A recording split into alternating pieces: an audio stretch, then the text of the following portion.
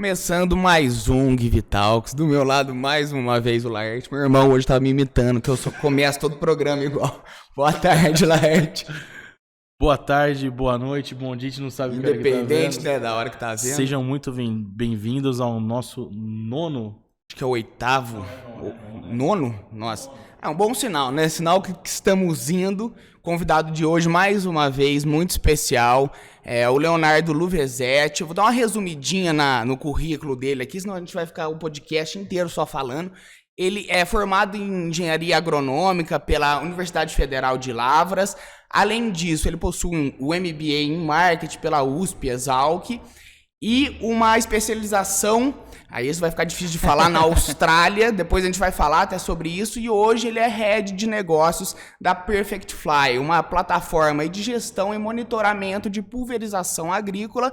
Estou falando bonito, né? De pulverização agrícola e voltada aí para a sustentabilidade e para a tecnologia. Léo, muito boa tarde aí, muito obrigado pela presença. Ficou faltando falar alguma coisa aí? Imagina. Depois de uma apresentação honrosa dessa, fica até difícil complementar, né? Mas só complementando e facilitando, a formação da Austrália é envolvimento do cliente, né?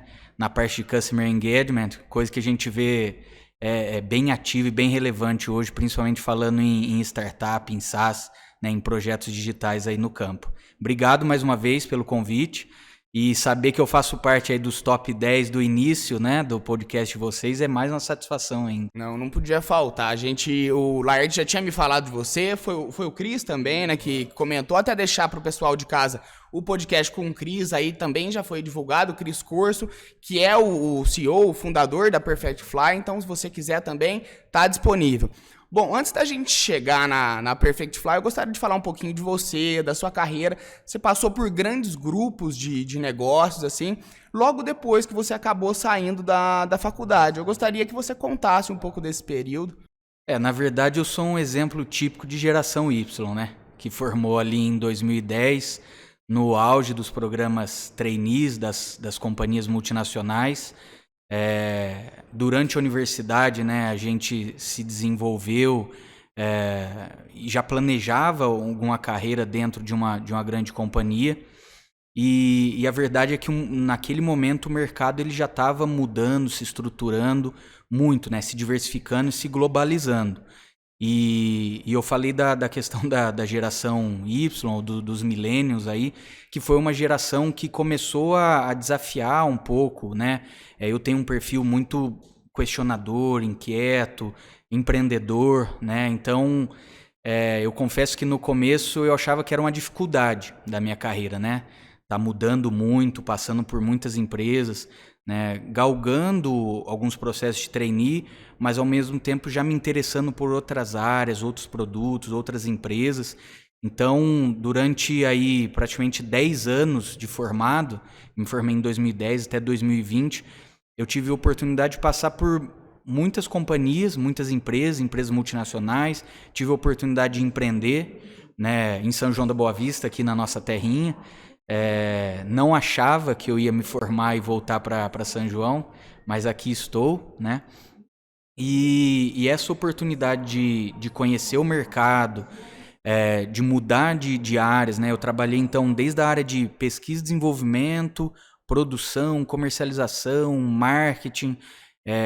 Tive a satisfação de conhecer várias regiões do Brasil, de ter experiência fora e isso tudo, né, hoje olhando para trás, eu vejo que fez parte da minha formação, né, e da competência para estar conseguindo levar a Perfect Flight aí na onde a gente está indo, né? Perfeito. Ainda antes de chegar um pouquinho lá, você passou por muitos estados dentro do Brasil, né? Você foi para Salvador trabalhar, Paraná, né? Eu acho também. Queria que você contasse um pouco da diferença. Salvador foi um momento rebelde, assim, sabe? Então, até contasse um pouco desse período da sua vida também. Não é, eu acredito que não seja fácil ficar mudando bastante de cidade. Contar como é que foi isso, ainda mais na profissão de vocês. Quanto isso te agregou também, estar em diversos lugares. A profissão que eu escolhi, né, a engenharia agronômica, ela já é uma profissão sabidamente, como se diz, nômade, né, cara? Você tem que estar disposto a mudar, a se estabelecer em vários lugares, abrir novos territórios, né? Que são as fronteiras agrícolas. E aí nesse período, né, eu vim para São João logo que eu me formei, vim trabalhar aqui na usina Abengô, né, de produção de álcool e açúcar. Fiquei pouco tempo e depois já fui para o Paraná, né, no oeste do Paraná, em Palotina. É uma região divisa com o Paraguai, né, então como dizem lá, é um faroeste, né, principalmente pela região da fronteira, mas uma região extremamente tecnificada, com a cultura extremamente diferente da nossa, né, de São Paulo, que já é diferente é parecida, mas é diferente da cultura do mineiro, que é onde eu estudei, em Lavras, né? Particularmente a gente se torna mineiro de coração, né? Um povo muito acolhedor e gente boa. Depois do Paraná, eu fui para Salvador. Eu fui trabalhar ali no Recôncavo Baiano. Por que foi um período rebelde? Porque foi um desafio aí novo, né? Eu tava, né, como eu falei, eu tinha recém-passado um ano e meio que eu tava na Monsanto, em um processo trainee, mas o modelo de negócio ali, né, que dentro de uma multinacional você tem pouca autonomia, né, para desenvolver, para criar. Eu buscava um pouco mais, eu sempre gostei muito de viajar, de conhecer lugares, pessoas, e surgiu essa oportunidade na Bahia, né? E, morar em Salvador, né? Então, assim, era juntar a agronomia com a questão de estar próximo da praia ali. Eu jamais imaginava, um agrônomo morando em Salvador, né? Talvez era a única vaga, a primeira e única vaga que teve de agrônomo para morar em Salvador. E aí para trabalhar, atender o Recôncavo Baiano e um pouco do Vale Irrigado, né, do Vale do São Francisco, que é uma região que quem não é do agro até conhece muito pouco, né? Quando a gente fala em Nordeste, a gente imagina, né, pobreza, descaso, e é uma região muito rica, né, muito fértil. O agro, por consequência, né, tem uma oportunidade para a Hello Mark aqui, comunica muito mal, a gente precisa comunicar melhor. E aí eu tive essa oportunidade de conhecer, de trabalhar no Recôncavo Baiano e no Vale Irrigado do São Francisco, que exporta padrão de frutas aí, classe A, né, para a Europa, para todo mundo, e pouca gente conhece, né? Porém, como eu falei que era uma oportunidade, né, a primeira e a única, né, um agrônomo morando em Salvador, as distâncias eram muito longas, né? Então, praticamente eu morava em Salvador de final de semana. Eu sempre viajei muito durante a semana. A gente costuma, mesmo na Perfect Flight, antes da pandemia, a gente costumava rodar em média aí 5.000, 5.500 quilômetros por mês, né? E aí é sair na segunda e voltar na sexta, né? Mas como eu disse no começo, é muito bom. Você aprende muita coisa sobre pessoas, culturas, regiões, né? Se adaptar, se moldar, para atender melhor qualquer ramo que a gente está atendendo, né? E depois desse período, como é que foi até chegar na Perfect Fly? Como é que foi esse processo de entrada seu na startup mesmo? Não, bacana. Depois de Salvador, eu retornei para São João novamente. Nesse período, eu quis ficar um pouco mais em São João, tinha algumas oportunidades aqui. Eu já trabalhava na área, não diretamente, mas já trabalhava com agricultura de precisão. E aí, junto com alguns amigos, né, a gente abriu uma empresa de agricultura de precisão e engenharia civil, topografia, georreferenciamento, que foi a TagGel. A TagGel, a gente tinha um foco de atender essa área, mas mais precisamente para licitações, né? Então, num bate-papo de amigos, né, na verdade, amigos do meu irmão, que formaram na Unesp Jaboticabal, que são daqui de São João também. A gente se encontrou batendo um papo, tinha oportunidade, então a gente reuniu algumas pessoas ali, um operacional, um administrativo, um comercial, um mais técnico, e abrimos a TagGel. A gente surfou uma fase muito boa, né, que foi o início dos cadastramentos rurais, que era um top-down aí de demanda, de legislação, e também a fase de licitações. Mas aí aquela inquietude batendo, né? Olhando o mercado, né? Olhando sempre para fora de São João. Uma vez que você sai, você, né? Olha o mundo um pouco de fora, você acaba nunca mais olhando só para onde você está. E eu voltei a participar de alguns processos de multinacionais. E aí eu tinha um problema, né, dentro do meu currículo ali, que era a proficiência do inglês. Como eu falei, desde 2010 as companhias, né, o mercado já muito globalizado, o inglês intermediário já não servia mais, né? É legal você estar falando isso, porque muitas vezes as pessoas às vezes vão para agronomia achando que vai ser uma coisa um pouco mais assim e tem a necessidade tal como qualquer outra. Até porque assim, os principais players da área hoje de agricultura, e a gente vai falar de tecnologia daqui a pouco, são empresas estrangeiras, né? Americanas, asiáticas, espanholas, na América Latina se desenvolvendo pra caramba. Então, é até algo que eu acho que a gente ia falar no final, né? Se pudesse dar uma dica hoje, é trabalhar em programação, gestão ágil de projetos, línguas e pessoas, né? Talvez fique até aqui um novo insight para a gente desenvolver um novo curso aí de futuro, né? Focado em programação, línguas e pessoas. E a agricultura é muito isso, né? Como o mercado é muito amplo, é muito grande, você tem que ter proficiência nisso. E aí, olhando para os processos, né, algumas negativas que eu acabei tomando, eu já tinha essa vontade de ter feito intercâmbio desde a faculdade, e eu acabei optando para sair do Brasil, fui para a Austrália fazer o curso. Primeiro eu fiz um aprimoramento no inglês, né, um General English lá, e depois fiz um certificado em engajamento do cliente. E foi muito bom também, sabe? Uma oportunidade de me reconectar com meus princípios, cara, com as coisas que eu gosto, com a área que eu gosto. Tive a oportunidade de trabalhar diretamente com a produção agrícola, né? De fazer as coisas com a mão mesmo. A mão de obra na Austrália, principalmente para o agro, ela é escassa. Por quê? Né? O filho do agricultor lá, ele não fica no campo. Né? Existem N oportunidades na cidade. Né? Existe uma igualdade social muito maior que do Brasil. Então, qualquer profissão na Austrália é uma profissão, né? Então, você trabalhar em qualquer área lá, áreas básicas, que aqui no Brasil é tido como subemprego, lá você tem a mesma condição e a mesma oportunidade de quem é um engenheiro, é um doutor e qualquer outra coisa. Porém, a mão de obra agrícola acaba sendo escassa porque o filho do produtor ele vai para a cidade, inicialmente trabalhar como um barista, um garçom, uma garçonete, se descobrir um pouco antes de entrar na faculdade, né? Antes de escolher a profissão, diferente do Brasil. Aqui você bate 17 anos, a sociedade inteira está te cobrando, né? Qual é a faculdade, qual que é a profissão que você vai escolher. Sem mal ter conhecido, né? Realmente o que você gosta ou quais são as opções de profissão que você tem. E aí, com essa falta de mão de obra agrícola e agrária no campo lá, é um campo fértil, né? Para qualquer brasileiro, estrangeiro que quer ir lá, quer estudar, quer trabalhar, quer ganhar uma graninha. A Austrália teve um propósito também, assim, não foi só o inglês, né? Já tinha uma relação com a própria... Eu já tinha ido para lá em 2011, 2012, aliás, mas a turismo, né?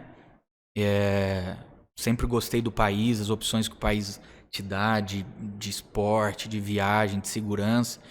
Mas aí dessa vez eu voltei para estudar e para trabalhar, né? Eu não fui para lá só, já fui sabendo que eu ia ter que trabalhar. E aí a agricultura, se abriu lá, né? Meu primeiro emprego na área relacionada, eu vendia frutas vermelhas numa feira de final de semana, né? Para uma fazenda produtora de morango, blueberry, cereja. Então foi onde eu tive o primeiro contato. E aí o atendimento ao público, né, cara? Receber ali os australianos, muito estrangeiro, muito asiático, né? Então você ter essa troca com eles, escutar a história, receber o pessoal é fantástico. E aí me reconectei de novo com a agricultura, que eu acabei desviando um pouco quando a gente abriu a Taggel, ficou focado mais na parte de engenharia civil, com a parte de produção. Você olhar para trás, ver o que você fez com as próprias mãos, né? produzir, cara, plantar, colher, é algo que, assim, se alguém tiver oportunidade um dia, nem que seja o vasinho em casa ali, né, na sacadinha, vale a pena porque é muito Não, me gratificante. surgiu até uma dúvida aqui. Você falou que você passou por algumas etapas dentro da agronomia aí, lá na Austrália, aqui no Brasil também, até o ponto de vender o produto em si. Acho que não precisa nem ser do agro, assim, mas qual é a importância que você vê da pessoa estar dentro, assim, vamos supor, de todas as etapas do seu negócio, dela conhecer todo o processo, mesmo que ela num futuro não vá usar, assim?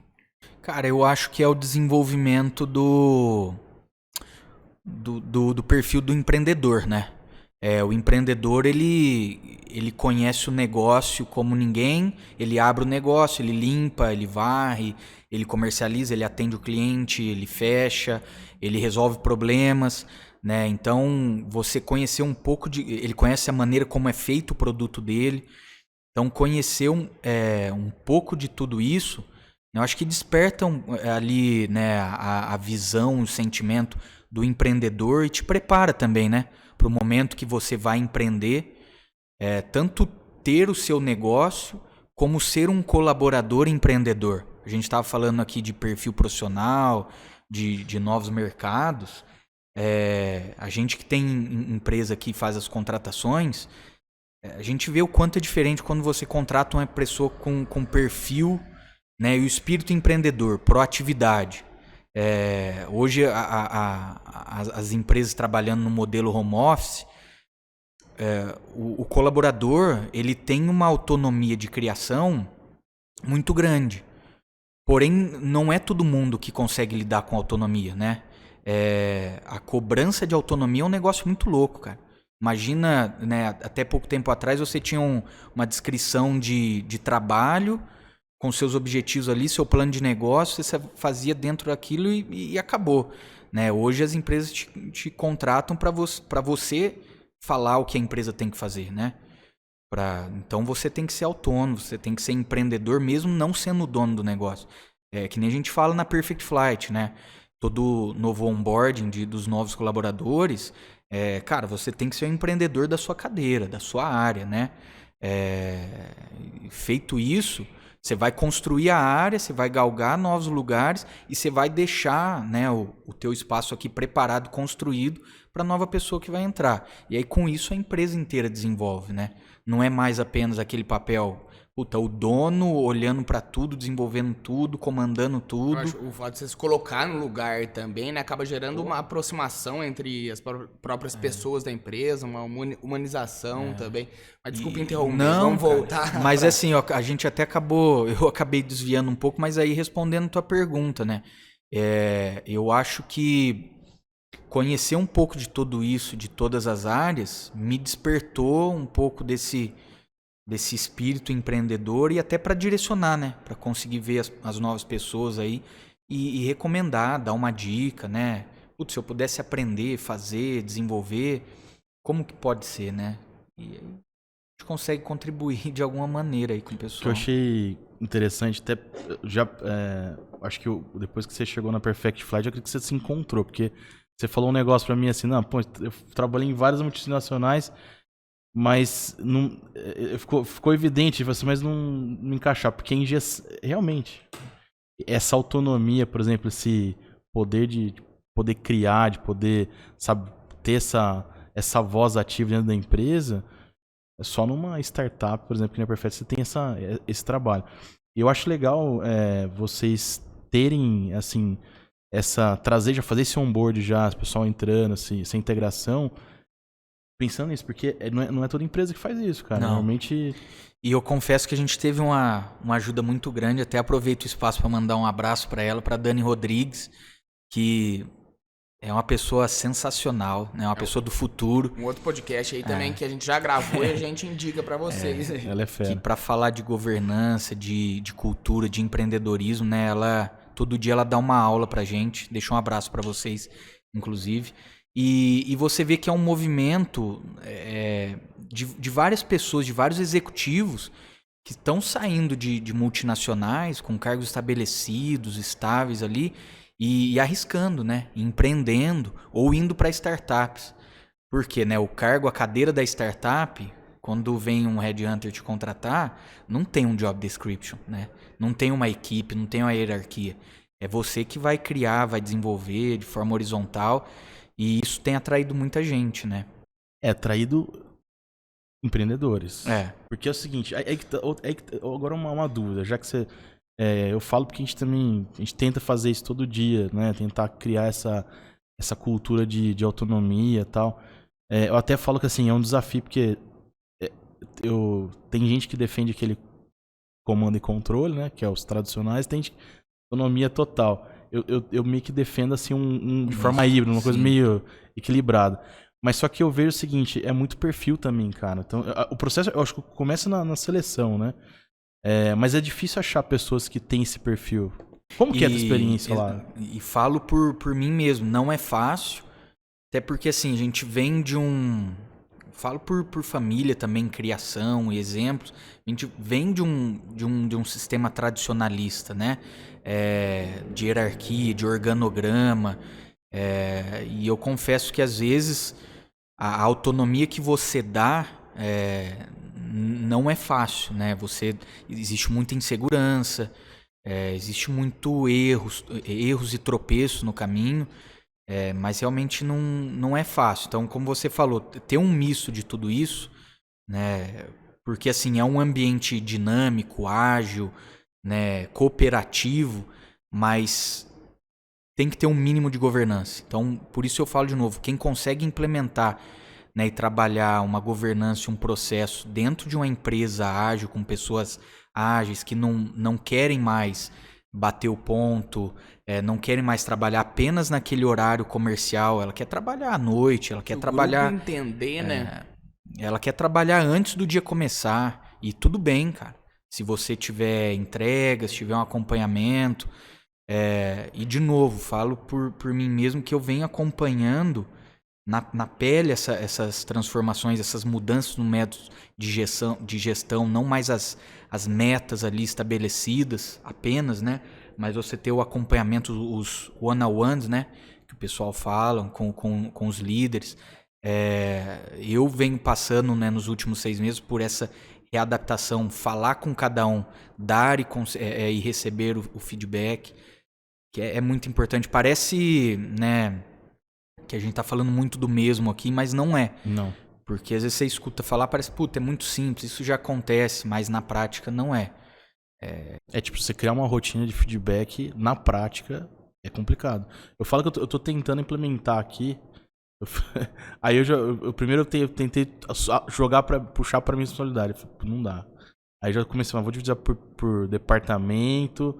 E aí, tipo, eu dou suporte pro gestor do departamento. Mas é um negócio que na prática às vezes não é tão simples assim. Não é. Razão.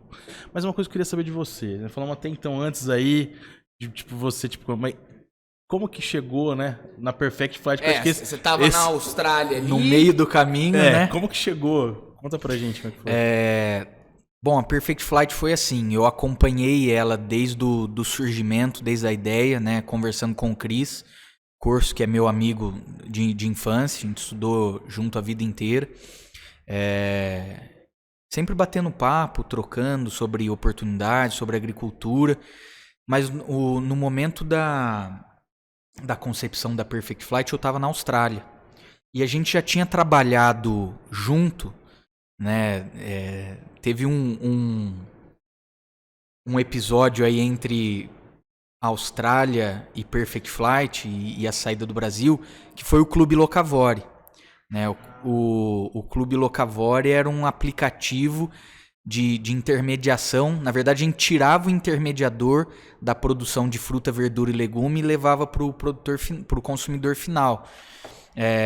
De novo, né, numa reunião de amigos, eu, Alex Zaquin e o Thales Consentini, que foi o idealizador e o criador, e achou eu e o Alex aí no meio do caminho cheio de ideia também, e colocaram a ideia de pé, né, operacionalizaram o negócio. Nesse momento eu já tinha ido para a Austrália, mas eu acompanhava eles através de reuniões, aí, encontros online.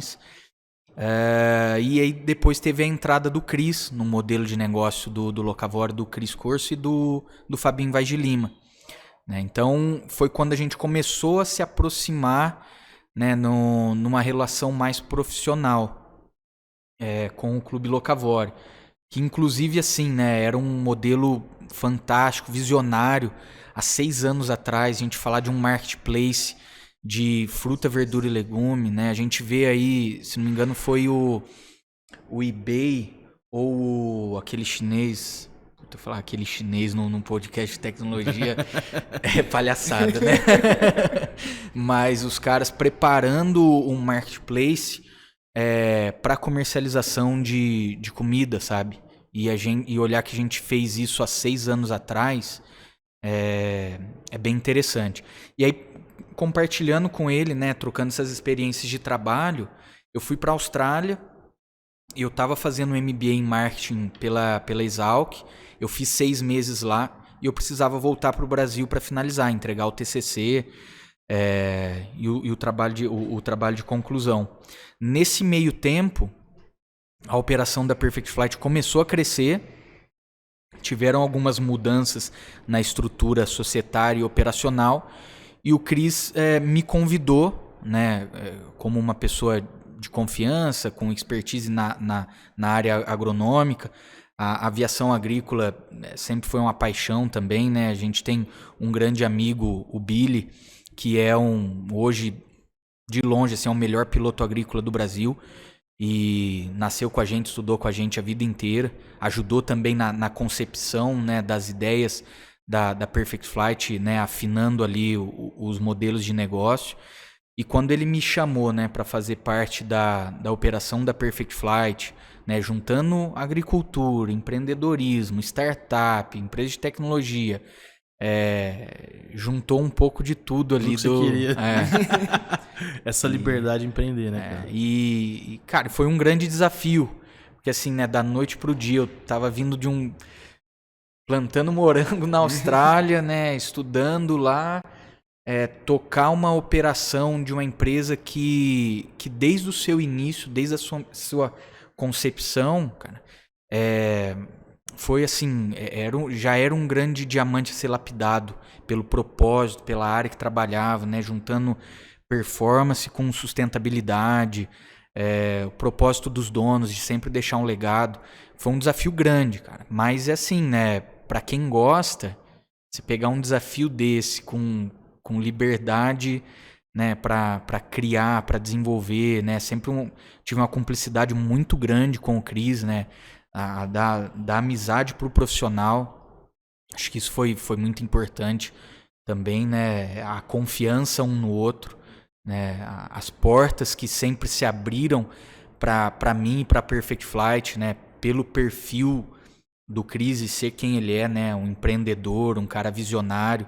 O cara, na idade que tem, que transformou um grupo agrícola, né, que o avô dele já tinha deixado, né, já tinha deixado um legado na mão dele, e ele está transformando ele e a família toda, o primo dele, Josué, num outro legado. E a Perfect Flight vindo para complementar isso, né? Ele sempre muito inquieto, ele poderia estar lá, né, produzindo, trabalhando junto com um grupo que já tem uma operação muito grande, mas criar e gerir também a Perfect Flight sempre fez parte da rotina dele. Isso, né, essa cumplicidade, né, minha e dele ali, essa troca, essa agilidade entre uma tomada de decisão, vai e faz, sempre foi o diferencial. E aí, de novo, né, a experiência de ter passado por todas as áreas, ter ido para outras regiões do país, para outros países de peito aberto, né, disposto a enfrentar desafios, nos faz um pouco, né, topar, né, não digo perder o medo, porque o medo faz parte, você tem que ter medo, porque senão às vezes você acaba, né, eu não passo maior que exato, a perna. mas te dá uma confiança maior para ir lá e representar a empresa, o produto, para qualquer pessoa do mercado, né, seja um diretor, um operacionalizador ali do negócio, você tem tranquilidade para falar com todo mundo. E aí, nesse convite, né, voltando da Austrália para finalizar o meu MBA e voltar para lá, eu confesso que eu ia voltar para lá para continuar trabalhando no grupo, né, como mais na parte da gestão agrícola em si, o Cris fez o convite e aí foi matador, né, cara? Poder continuar, voltar pro Brasil, né, rever os amigos, a família, faz uma diferença também, né? Depois eu fiquei 1 ano e 10 meses direto na Austrália.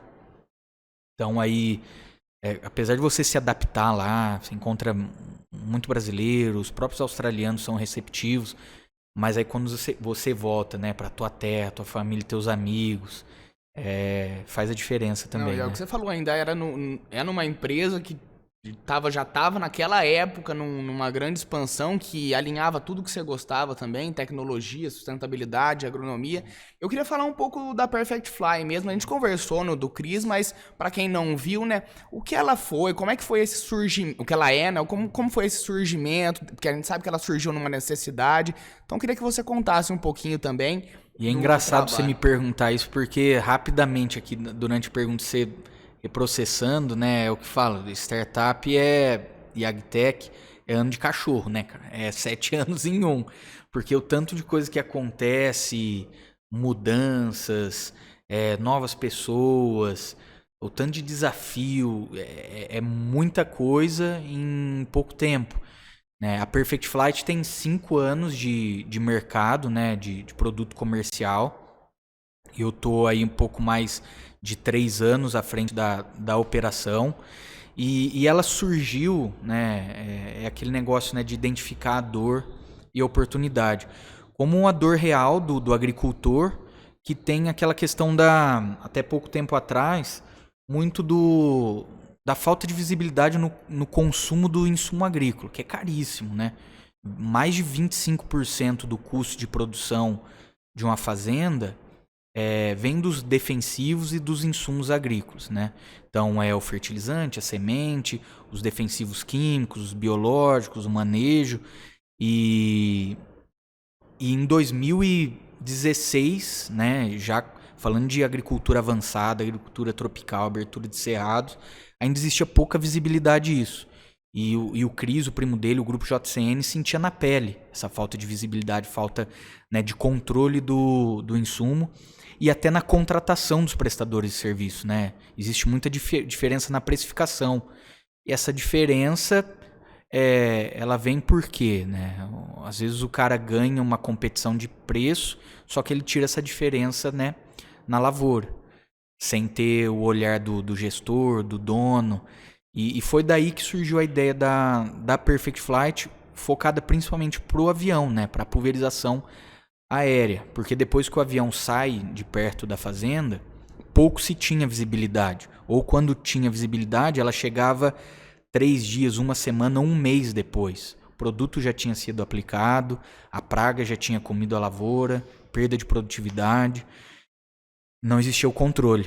E aí quando eles procuraram um programador, né, para conseguir digitalizar isso daí, que foi o Rodrigo Santamaria, que foi, né, o primeiro CTO da Perfect Flight, que de um protótipo isso já virou MVP, já virou produto comercial muito rápido.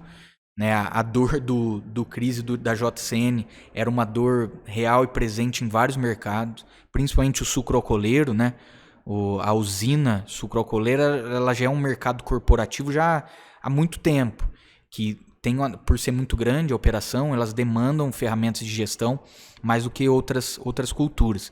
Então, do grupo JCN, do surgimento principalmente de um MVP ali, né, de um protótipo, ela teve uma adesão muito rápida, né, dos grupos sucroalcooleiros, grupos grandes, né, como o grupo Tereos, que é um grupo francês aí, produtor de açúcar e álcool e energia também.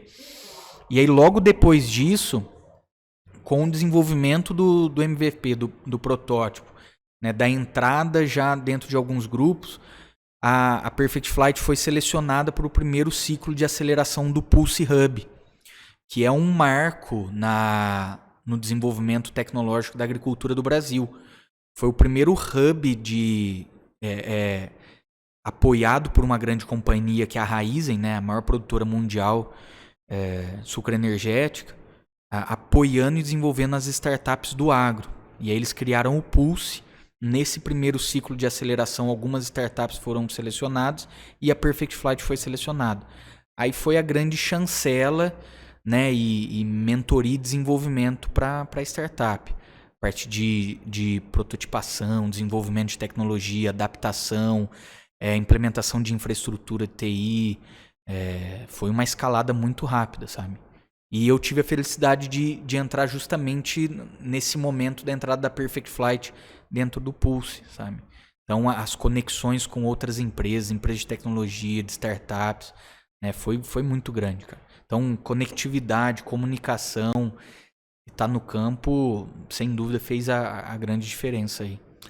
Só lembrando, da parte de começar ali a desenvolvimento até quando finalizou e começou a comercializar, foi quanto tempo mais ou menos que... Ô, Laerte, eu te falar que foi... É muito rápido, gente. Foi um ano. Foi um ano. Um ano. Caramba. Já existia, né, antes de fazer a prototipação e ir para o mercado, o Cris e os sócios, né, eles investiram bastante na parte de validação agronômica da tecnologia, que é um erro que algumas outras empresas de tecnologia às vezes não fizeram. Que é a questão que, assim, cara, como eu falei, né, você encontrar a dor, você validar a dor para validar a solução. Muitas vezes, as empresas de tecnologia, as startups, elas olham a dor, mas não validam a dor e a solução que vai entregar. Então, às vezes, você chega com uma solução para uma dor, mas que, na verdade, não é um problema para o agricultor. Ou ele não quer aquilo para aquela hora. Então, as empresas investem muito, de repente, em desenvolvimento e programação, sem ir para o campo, sem validar isso na prática, e acaba dando um tiro no pé, né? Então, a Perfect Flight sempre se preocupou, eu acho que isso até pelo perfil do Cris, que também é engenheiro agrônomo, né? E agricultor, em validar agronomicamente aquilo que a gente está apresentando, né? Sempre existiu muito essa preocupação. Então, dessa validação, prototipação aí para o comercial, foram aí não mais do que 2 anos. Então, foi muito rápido mesmo, né? Foi muito rápido.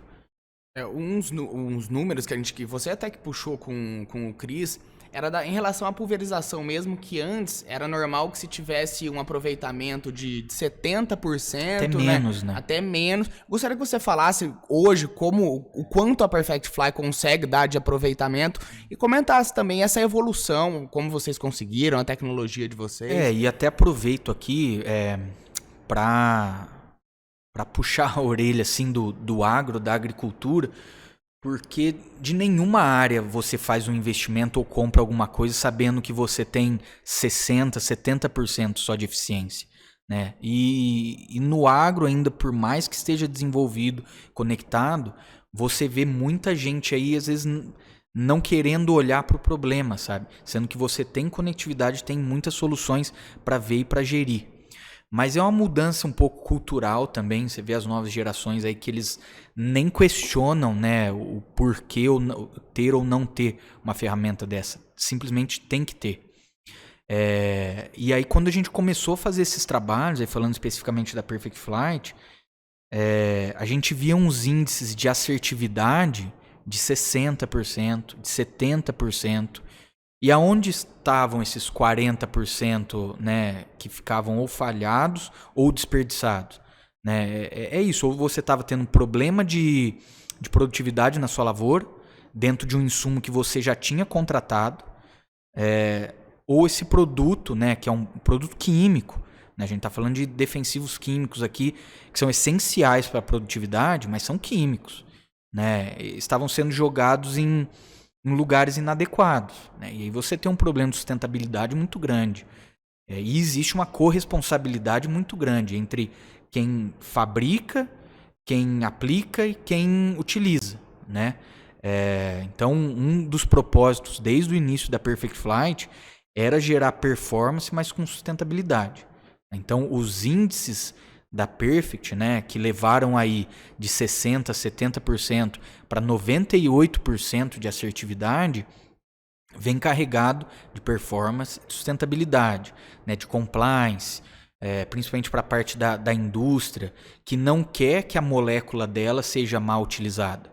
Né? Fazendo uma analogia, é a questão de um fabricante de remédio também que recomenda o antibiótico, E ele está preocupado se o paciente está tomando na dose ideal. Porque senão ele vai criar resistência ali para a doença, né? E daqui a pouco o remédio não serve mais. É a mesma coisa para a agricultura. Então, não só a assertividade, a gente sempre olhou muito para a uniformidade, né, da aplicação. Falando de novo especificamente disso, né, do químico, do pesticida, que é um remédio para a lavoura, se a indústria não cuidar para a maneira como ele é aplicado, de forma uniforme ou de forma correta, ela perde a molécula. E uma molécula de um defensivo ela demora 25, 30, 40 anos para ser desenvolvida, né? Então, os índices, né, e a Perfect Flight também ajuda a cuidar e gerir disso daí. E é por isso que a gente fala, a gente acaba atendendo as necessidades de toda a cadeia, né? Desde a fabricante do defensivo, né, o agricultor que utiliza isso, o aplicador e a sociedade. Porque no final do dia, o produto que está chegando na sua mesa tem uma segurança alimentar garantida ali, né? Que o produto que foi aplicado estava dentro das dosagens certas, enfim, tudo isso aí. Nossa, essa parte aí da indústria aí, cara, eu não tinha pensado por esse lado. Extremamente importante. Mas existe algum trabalho, por exemplo, da indústria, se não existe, podia até existir, sei lá, de conscientização do agricultor? Porque, cara, é sério, né? É que nem antibiótico mesmo. Você toma, como você falou, a pessoa toma, acha uma hora que não é mais, não resolve mais o problema. Ô Laerte, até existe, né, programas de conscientização, existem aí instituições como o Sindveg, o CropLife, que é a reunião das indústrias químicas que olham para essas boas práticas de utilização e manejo dos químicos. Mas, de novo, é muito grande, né? A gente está falando de milhões e milhões de hectares sendo aplicados, milhões de pessoas, né, manejando isso daí.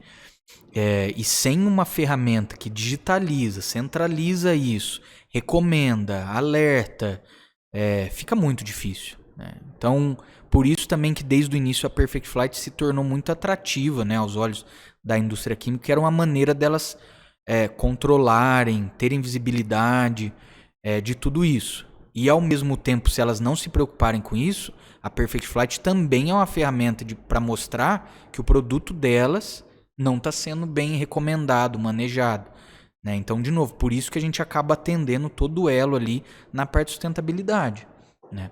É um protocolo que, assim, a gente tem clareza disso, que daqui pouquíssimo tempo, nenhum produto químico vai ser aplicado sem rastreabilidade, né? Não sai produto da indústria sem saber em qual folha da planta ele vai ser aplicado. Essa informação vai chegar na mão do consumidor final, né?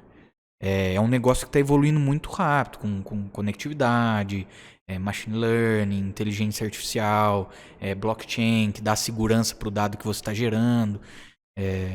Né, cara, a tecnologia vai gerar um negócio impressionante. Vai acabar provavelmente vai entrar no futuro algo que vai ser tipo regulamentado, às vezes Com até certeza. uma legislação que, ó, para vender vai ter que ter uma forma de rastrear. Esteja até demorando para. É porque na verdade não tinha tecnologia, Sim, cara. Tudo bem, não tinha tecnologia, não tinha como você exigir algo. Mas agora tem. Mas eu acho que tem muito do que o Léo falou na parte da aceitação que tinha. É óbvio que são outras épocas, tudo do desperdício, né? A gente tava falando de 30%, 40% e tá tudo bem, até chegar alguém que cultural, né? É aquele negócio.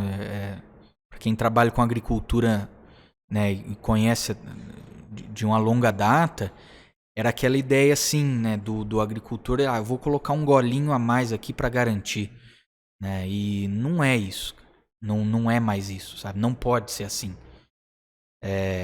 E isso eu falo para defensivo, para fertilizante, né? Existe até, falando um pouco mais tecnicamente aqui, existe uma lei na agronomia que é a lei do mínimo, né? Que é assim, não adianta você colocar mais de um produto, sobredosar um produto, sendo que o mínimo que você está precisando, ele está faltando, né? Então vai derramar isso aqui e o outro vai ficar faltando. Então, assim, você tem que colocar exatamente o que a planta, o solo precisa. Não adianta você colocar um golinho a mais. É a dose a mais do remédio. Isso aí vai causar um problema futuro, Não só atrapalha o meio ambiente, como atrapalha a própria produção, né? Que A eu acho lucratividade, o mais legal aí entra, acho que o ponto da importante. Perfect Fly é justamente você deixa de prejudicar, você ganha com isso e você ainda otimiza a sua produção. Eu tinha 2 perguntas para fazer, Manda bala. mas eu vou juntar. Eu acho que elas acabam se colidindo, eu queria até juntar elas. Uma era sobre a importância aí você estava falando da rastreabilidade na agricultura. Você tinha falado mais de um processo, mas eu queria saber de uma maneira geral, porque a gente sabe que o agro é muito tecnológico, né? Essa parte de monitoramento, ela vem às vezes desde o começo. E a minha segunda pergunta era sobre sustentabilidade. O quanto é importante a gente falar de sustentabilidade dentro do agro.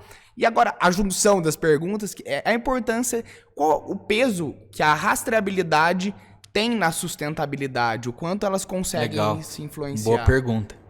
E, assim, começando com relação à importância da sustentabilidade, a gente vê aí 360 dias do ano, 360 dias, né?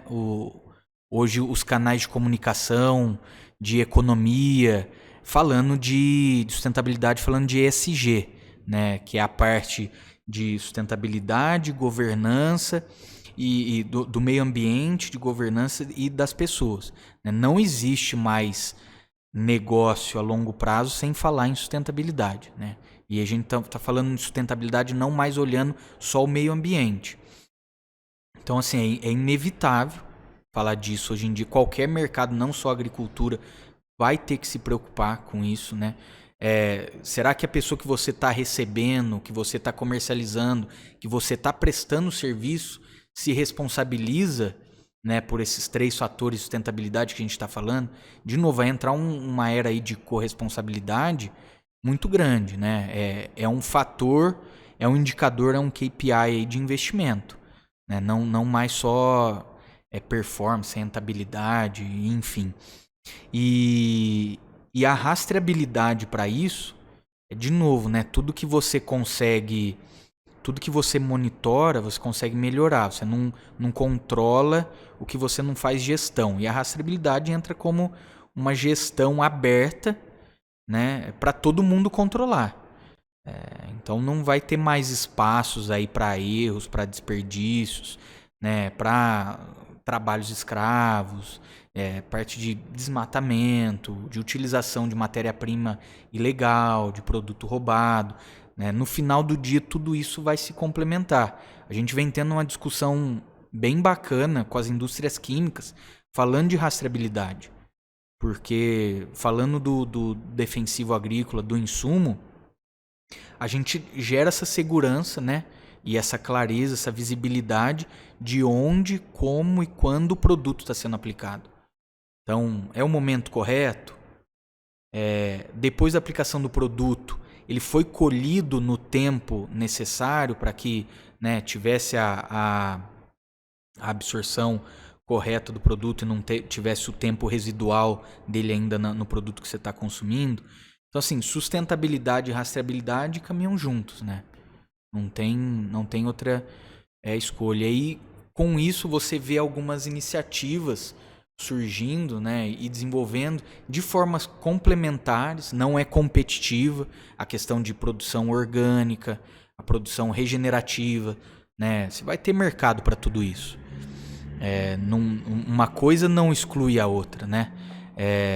Existe um termo dentro desse mercado que é a coexistência, né? A questão de coexistir não atrapalhando um e o outro, né? Eu acredito muito nisso. E até pegando alguns discursos aí de líderes dessa última reunião da ONU que teve, a preocupação com sustentabilidade e rastreabilidade é que não adianta mais a gente ser só sustentável, né? Definitivamente a gente tem que ser regenerativo. A gente tem que recuperar o que a gente fez. Então, de novo, né? Sustentabilidade e rastreabilidade vão andar juntos. Tem alguma coisa? Não, ô Léo, sobre, agora falando um pouquinho de uma coisa que eu acho legal, até porque esse modelo de gestão de startups, né, que eu acho que voltando, eu quero trazer para dentro essa discussão aí. E eu vejo que vocês estão tendo um crescimento bem acelerado, né? E a gente falou sobre questão de autonomia, etc. Mas eu queria ouvir de você, como que é esse desafio aí de estar à frente, né, de uma startup ali, lidar com pessoas que você comentou no começo, falou, ó, quais são as expertises que são, vamos falar de futuro, Aham. que a Daninha fala muito, né, sobre isso, que são, só recapitulando, pessoas, o que mais você falou? Programação Programação, e línguas, né? línguas. É. Mas falando de pessoas, quais são os desafios, o que você pode trazer, cara? Ainda mais quando você tem uma empresa que tem um crescimento acelerado, porque às vezes não dá nem tempo, você já entrou no onboard, já tenta a pessoa e começa. É um bate-papo interessante, porque toda vez que você fala de pessoas, você está aprendendo, né? E eu, particularmente, com relação a pessoas, sem falar em programação, né? Programação eu preciso começar a aprender ainda. Mas eu tô aprendendo, né? Como gerir, liderar, contratar, desenvolver essas pessoas, né? E ter a consciência que você precisa criar empatia, né? Com essas pessoas, com seus colaboradores, com seus clientes. Porque sem isso também não existe tecnologia, né?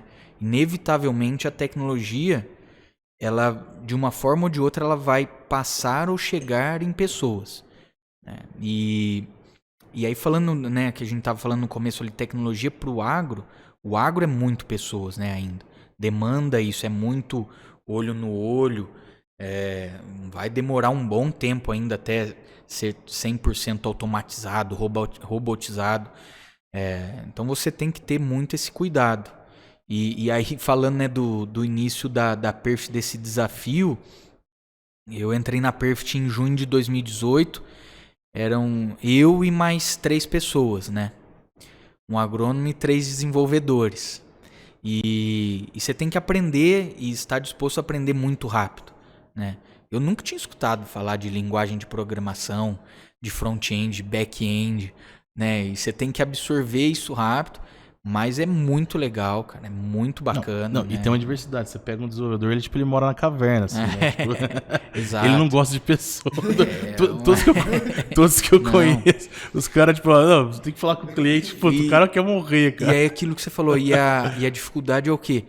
A pessoa ser assim, né, a tribo, né, dos desenvolvedores ser assim, tem que estar tudo bem, cara. Porque senão você não consegue desenvolver. Você tem que se acostumar com isso para se adaptar. E aí isso vai mudando os modelos de gestão, de adaptação. Então eu vim desse mercado tradicional, da agricultura, da engenharia, para entrar dentro de um modelo ágil, cara, de startup, né, de adaptação, de novo, pessoas aprendendo todo dia. Culturas diferentes, muito... Totalmente. E aí, desafio, porque vocês têm os seus valores, a empresa, sua cultura, essas tribos diferentes se conectarem e falarem a mesma língua. Hoje, quantas pessoas são hoje? Você começou ali com 3 quando você entrou? Isso, a gente tá com 42 pessoas já. Nossa, salto. E esse salto foi muito rápido em 6 meses, né? Porque assim, foram algumas ondas de investimento em escalar o produto, em investimento em infraestrutura, TI do produto, né, desenvolvimento tecnológico, e agora, não menos importante, pelo contrário, a mais importante é a parte de governança de pessoas, né? Atrair e reter essas pessoas para tudo que a gente escalou e desenvolveu se manter no mercado. E o que vocês estão fazendo para atrair e reter? Conta pra nós. E ter uma cultura forte. Juntando tudo numa... é difícil isso aí. Volta pro investimento em pessoas, né? Como eu te falei, a gente conseguiu trazer algumas pessoas chaves para o negócio de outros mercados. A Dani, que veio do mercado de educação e já tinha uma experiência muito grande dentro da indústria, também passando por várias áreas. E recentemente o Ricardo, que assumiu como CTO da empresa, que veio de uma não é startup, é uma empresa de tecnologia chamada Arquivei, que é um dos grandes cases de sucesso de tecnologia brasileira, que hoje é a maior plataforma do Brasil de gestão de documentos fiscais, né? Então trazer essas pessoas preparadas para elas atraírem as pessoas do gueto, da tribo delas, é muito grande. Porque assim, sendo bem sincero, eu como um agrônomo, um cara do Do business campo ali. cara, não consigo atrair, né, e vender o sonho, a ideia da Perfect Flight como um Ricardo, que é da área de tecnologia, vende. A Dani, que é da área de administração de pessoas, né, como ela cria a comunicação para todas as pessoas, né? Eu queria que ela estivesse aqui do lado para responder essa pergunta comigo, porque assim, eu falo com ela sempre, né? O grande desafio nosso ali, você tem que comunicar igual para pessoas e para culturas, para formações muito diferentes. Isso é um grande desafio. Mas, ó, eu acredito que uma das respostas que também são colocar essas pessoas chaves, né? Que nem, por exemplo, a Daninha que você falou. Esse rapaz aí pra poder... E é um esse investimento realmente em pessoas, né? Porque assim, a gente entra num novo desafio que para trazer e reter essas pessoas, você como uma startup pequena, você precisa competir com multinacionais. E qual que é o diferencial para você atrair e reter? É você ter propósito, né? Você ter o sonho e ter isso muito bem estruturado. Porque aí você consegue atrair um executivo, um profissional de tecnologia, de administração, do agronegócio que está dentro de uma estrutura ali fundamentada para desenvolver o sonho e o propósito junto com a gente, né? Então, eu acho que assim, além de trazer e investir, né, se balizar por cima do mercado, né, também ter um propósito muito bem definido, né? Ter um sonho. Não, pode. Não, e o propósito de vocês é fantástico, né?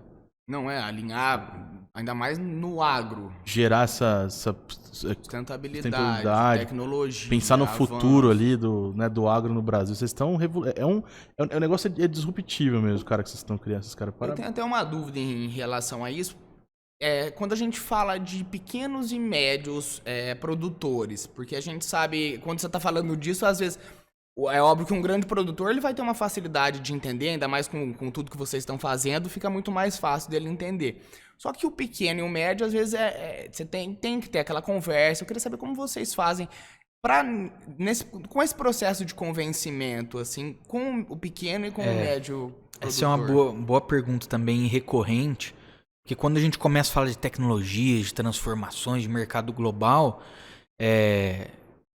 o produtor, seja ele o tamanho que for, e a sociedade acha que a gente está falando, né, de mega produtores ou de companhias agrícolas, sendo que na verdade não é.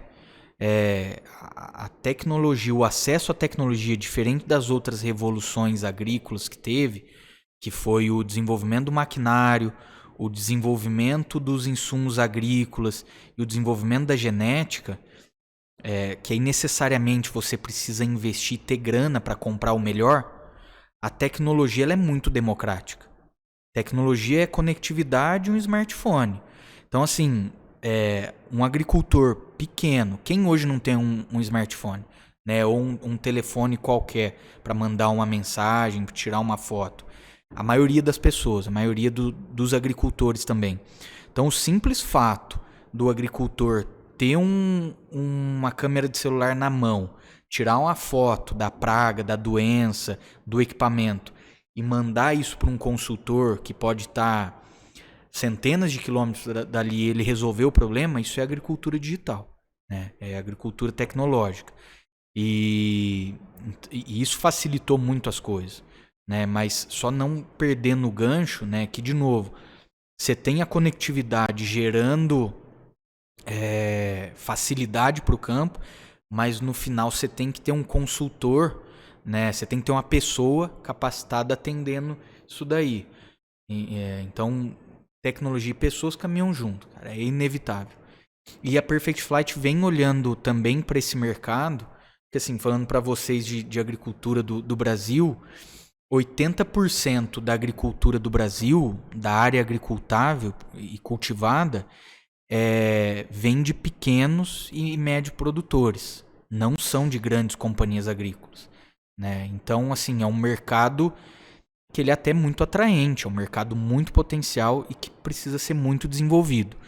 O Ministério da Agricultura, o MAPA, né, o Ministério da Agricultura, Pecuária e Abastecimento, e o Ministério da Infraestrutura desenvolveram um projeto agora para 2 e 4 anos, que ele é similar ao projeto de de desenvolvimento e levar energia elétrica no Brasil, que é levar e desenvolver conectividade na área de agricultura do Brasil.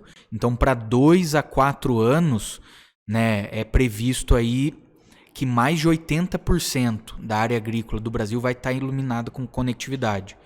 E isso vai ter um salto, né, na balança comercial, no PIB agrícola, muito grande. Né? Isso vai impactar diretamente, né, a produtividade, porque é aquilo que eu estou falando, né? Rapidez na tomada de decisão ali, que produto que ele usa, o que ele faz. Eu ia perguntar a respeito do impacto desses 80%, seria É muito grande, né? É muito grande.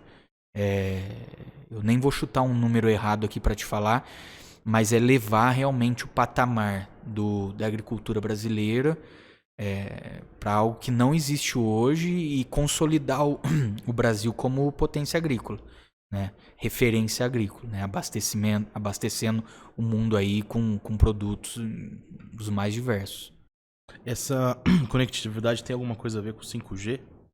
É porque eu vi umas notícias de até, parece que, não sei se é o parece que o Jeff Bezos, não sei quem que tá querendo trazer aqui pro Brasil. Aí ela fala, vai demorar pra chegar no Brasil, cara, mas eu tô achando que vai ser rápido, cara. Até porque tá chegando os equipamentos já, tudo com 5G já. Não, imagina assim, e tem a ver, eu acho, talvez. É que o 5G vai ser o suprassumo da visibilidade em tempo real, né? Você diminuir a latência da informação que está sendo gerada, sei lá onde, chegar na tua mão. Mas imagina que com isso do 5G, você tem para trás o 4G e o 3G, que já era muito bom para quem não tem nada. Então, vai baratear a tecnologia, vai facilitar a expansão disso daí. A parte satelital também, né? Com Bezos lá, os caras desenvolvendo nanoconstelações de satélite. Cara, todo mundo vai estar conectado, né? Então, e aí, no fim do dia, o acesso à informação, que é o mais importante, vai ser facilitado, né? Acho que a gente deveria fazer um nosso pequeno intervalo.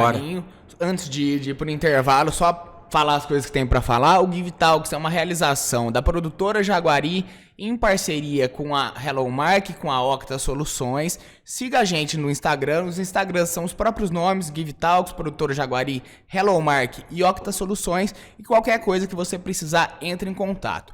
Por último, nosso estúdio de podcast, caso você tenha interesse, junto com a produção, estão disponíveis para locação. Então também entre em contato. A gente já volta rapidinho. Voltamos do nosso intervalinho. Eu vou parar onde a gente estava conversando de mercado quando a gente foi para o intervalo. Eu gostaria que você falasse, Léo, a sua opinião, a sua visão que você tem para o futuro da agricultura, assim, misturado com a tecnologia também do Brasil. E uma coisa que a gente estava conversando no intervalo que eu gostaria que você falasse também do futuro da Perfect Fly também, né? A gente sabe que novos negócios podem surgir. Queria que você comentasse, então, um pouco do mercado nacional e o futuro também da Perfect. Legal. Eu acho que, assim, falando de mercado global e internacional, a gente vê algumas tendências, como a gente já falou um pouco antes aqui, sustentabilidade, rastreabilidade, segurança alimentar, aumento de produtividade na área que a gente já existe, né? Para você ter ideia, nos últimos 40 anos, o que proporcionou o crescimento da produtividade agrícola foi principalmente expansão territorial, abertura de terra, e a utilização de fertilizantes e de químicos. Porém, a gente está chegando aí, né? Você pega os Estados Unidos, praticamente já está desenvolvido, porque se avançou mais rápido nessa área. O Brasil, nos últimos 10 anos, avançou muito, então está chegando numa estabilidade de área agricultável, e o que vai guiar esse aumento de produtividade, sustentabilidade, segurança alimentar é inevitavelmente tecnologia, né? Então a gente ainda vai ver muita implementação tecnológica no campo, muita automatização, muita coisa em tempo real. Eu acredito numa diminuição de escala das propriedades agrícolas, mesmo no Brasil, né? A gente vê aí mega propriedades sendo geridas por mega equipamentos e maquinários. Eu vejo uma diminuição nesses módulos rurais, principalmente porque o proprietário já não precisa de muito grandes extensões de terras para ser lucrativos. né? Você consegue ser lucrativo num espaço menor, dando mais produtividade. E a agricultura indo para o lado mais urbano também, né? A gente vem acompanhando bastante questão de agricultura vertical em cidades, uma preocupação crescente e concisa com relação ao uso da água, né? De novo, né? A gente falou, não adianta ser sustentável, tem que ser regenerativo. Então, a água, né, é um bem essencial aí e é uma preocupação global. A gente vê bastante coisa, né? A última vez que eu fui para os Estados Unidos, no fim de 2019, eu tive a oportunidade de visitar algumas agtechs do Vale do Silício. E um negócio que me chamou a atenção era o desenvolvimento da agricultura em mar aberto, né, no mar. Utilizando ali coisas super modernas de processo de osmose reversa, eliminando o sal da água e produzindo fazendas de arroz, né, no mar. E assim, era uma empresa, uma startup num subsolo de um prédio lá em São Francisco que já tinha captado valores assim astronômicos de investimento, porque era um mercado mundial de arroz, né? É o principal alimento consumido no mundo aí. E é muito legal. Então você vê uma evolução muito grande nesse sentido. E aí falando na Perfect Flight, até a gente estava comentando aqui no intervalo sobre os desafios da empresa. A gente está passando por uma estruturação e investimento em pessoas, né, para garantir o desenvolvimento do nosso roadmap de produtos, né? A gente, então, lá em 2016, que era uma plataforma de gestão e rastreabilidade de pulverização aérea, hoje já é uma multiplataforma de recomendação e predição de pulverização, seja ela terrestre, aéreo ou localizada com o drone. Né? O Cris gosta bastante de falar isso, né? Uma visão assim ampla, é como se fosse o Waze da pulverização. Né? A gente estava aqui, o Laerte falando, você consegue ir de São João da Boa Vista até São Paulo sem um Waze? Sem problema nenhum, mas provavelmente você vai pegar um engarrafamento, você vai pegar um radar no meio do caminho e com o Waze, com a recomendação, você vai de maneira assertiva. Né? Você consegue até prever o horário que você vai chegar. E é o mesmo da Perfect Flight, né? Então a empresa investindo em pessoas aí da área de tecnologia, da área de produto, a gente tem um roadmap focado principalmente para a parte de integração climática, que impacta diretamente a pulverização, para a parte de telemetria, né, que é o acompanhamento em tempo real, para a parte de drones, que a gente estava comentando, nos últimos 6 meses o crescimento do mercado foi estrondoso, e a Perfect Flight já trabalha nesse mercado, né? E quem sabe por que não verticalizando, né, a operação. Se a gente tem a inteligência de onde foi aplicado ou não foi aplicado dentro da área, a gente tem o produto químico ou insumo ou biológico, né? A gente vê o desenvolvimento das indústrias de insumo agrícola indo muito para o biológico, né, que são, para quem não é da área, são insetos combatendo insetos, fungo combatendo fungo, vírus combatendo inseto, feromônio aplicados na lavoura que confundem a praga ali e ela não faz a ovoposição na planta. E aí, juntando a inteligência, o produto e o hardware, né, a tecnologia, o drone, a gente verticalizar essa aplicação, né, e já oferecer para o cliente, olha, eu te faço a gestão e se você tiver uma falha, o drone está aqui para complementar isso num tempo muito rápido. Né? Então, até o Laerte comentou no intervalo em relação àqueles números que a gente estava falando, que antigamente eram 70, que a Perfect começou a jogar para 90, 95, 98, vocês chegaram. A ideia para preencher, então, seriam esses drones. É chegar no 100%, né? O que nos incomodava antes, né, e todo mundo, os 60%, 70%, hoje os 2% também nos incomodam. Que é o que a gente estava falando. A gente está falando no Brasil que por ano são plantados 65 milhões de hectares.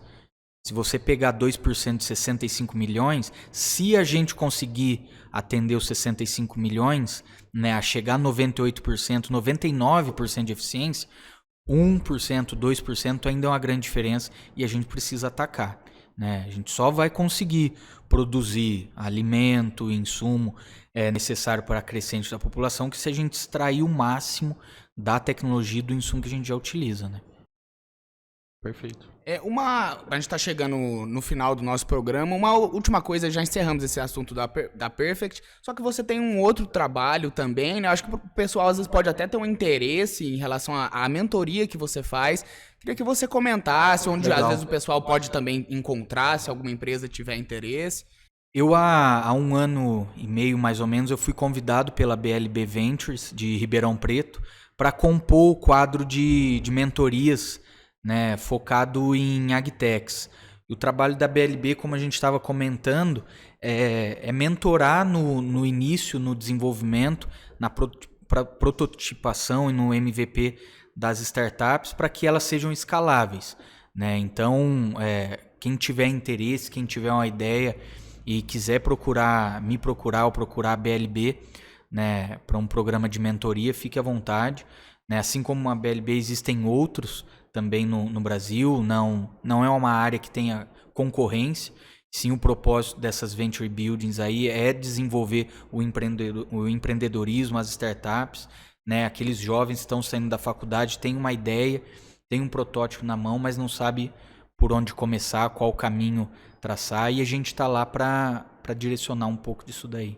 Perfeito. E para encerrar você quer falar alguma coisa? Eu ia perguntar uma coisa que eu sempre pergunto, que é a parte de livro, cara. O que você recomenda aí? Tanto para gestão, para startup, quanto pro agro. Ainda mais startup, que é um mercado que tipo, é muito ágil, muito acelerado. Às vezes tem uma coisa, putz, surgiu uma novidade. O que você recomenda aí para quem... Não necessariamente ser um livro, né? Uma referência. Pode ser uma referência, isso. Olha, eu particularmente, é até um puxão de orelha agora, eu preciso me atualizar, porque, de novo, nos últimos 6 meses, né, praticamente eu estou mergulhado, inserido na Perfect Flight, mas eu gosto muito das histórias, né, dos empreendedores, né, sejam eles de qualquer setor. Eu não gosto muito daqueles livros, né, tem gente que gosta, nada contra, mas eu não consigo me adaptar com os livros de autoajudas, né, de processos bem definidos. Eu gosto de aprender com as histórias. E até aproveito isso, né? Não é fazendo um lobby aqui não. O que vocês estão fazendo é muito bacana, porque vocês levam as histórias dos empreendedores com uma forma, né, de educação, disseminando aí o conhecimento. Então, biografia para mim eu acho fantástico. Legal. Eu comecei a ler por recomendação a biografia do Gustavo Kirten, né, do Guga. E é muito legal porque, assim, você vê ele como um profissional de referência mundial de altíssimo nível. E você vê que até ele, né, na hora do jogo, na hora da final, no começo ele alcançava o resultado frente a um oponente porque ele estava muito tranquilo, que no primeiro momento, só por ele já estar ali, já era uma vitória. Então ele jogava solto, né, mas...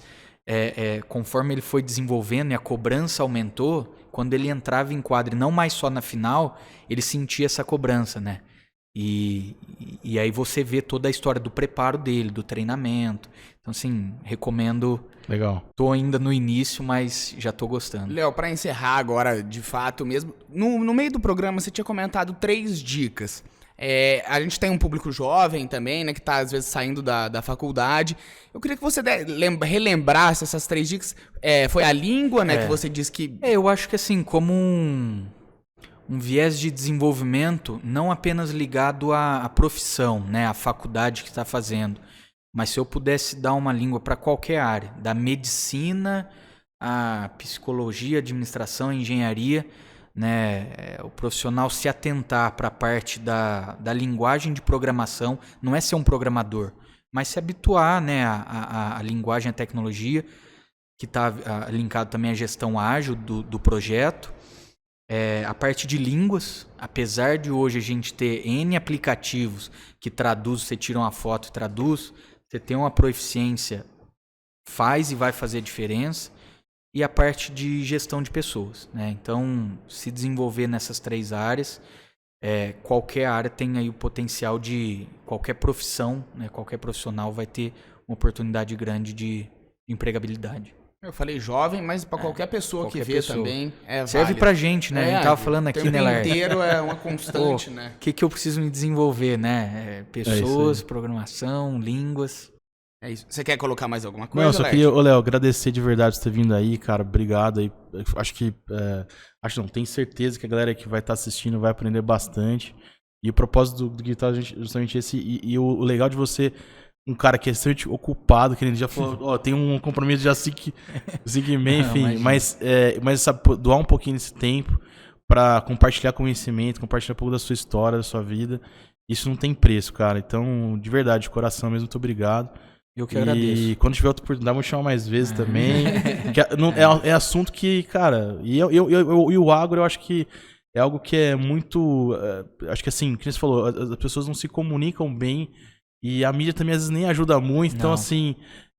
então a ideia é justamente fazer esse papel hoje aqui Sim, a própria localmente Perfect também que está numa crescente aí. Espero que daqui a um tempo a gente possa ter uma outra conversa com novos projetos, novos assuntos para a gente falar. Léo, eu também te agradeço muito pelo tempo, como o Laerte disse.